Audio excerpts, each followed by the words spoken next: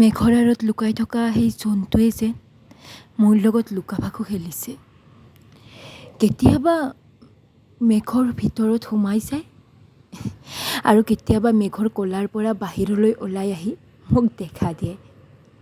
সি চাগে বুজা নাই মই ইয়াত তাৰ অপেক্ষাত নহয়, আছোঁ সি বৰষুণ জাকৰ অপেক্ষাত। কিয় ৰখি আছোঁ বৰষুণ জাকৰ অপেক্ষাত জানে? আহক চাওঁ আহক এই ব্লগটো। মোৰ লাইফটো আৰম্ভ হয় as usual 6:40। Good morning everyone. এয়া মই গা পা ধুই কলেজলৈ যোৱাৰ অৱস্থাত টিফিন চিফিন বনাই থকাতে বহুত দেৰিয়ে হৈ গ'ল। তথাপি বলক চাওঁ আকৌ ডিউটিলৈ। এইবোৰ হৈছে গছ, যিবোৰ হৈছে খুৰীমাই। বলক বলক বলক, দেৰি হৈছে। এয়া মোৰ গালত ঘাম নহয়, এয়া হৈছে সূৰ্য দেৱতাৰ মোৰ প্ৰতি থকা মৰম।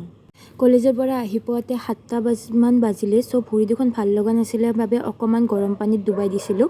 এণ্ড এইখিনিত কৰি থকা সময়ত মই শুনি আছিলোঁ ৰাণু মণ্ডলৰ তেৰি মেৰি। বিশ্বাস নকৰে যদি নিজে শুনি লওক। ভিতৰত বহুত গৰম বাবে এয়া মোৰ ফেভৰেট এফ্ৰেছ লৈ কিনে অকণমান বাহিৰলৈ ওলাই আহিলোঁ। এণ্ড ইয়াতে মই এডিটিং কৰিলোঁ এণ্ড নিশাৰ জোনটিলৈ চালোঁ। তাৰপাছত মই শুই গ'লোঁ। Good night, bye bye, Tata. আজিৰ ব্লগটিত এইখিনিয়ে। যদি আপোনালোকে মোৰ ভিডিঅ'টি চাই ভাল পালে তেতিয়াহ'লে লাইক, শ্বেয়াৰ এণ্ড ছাবস্ক্ৰাইব কৰিব নাপাহৰিব। Bye bye.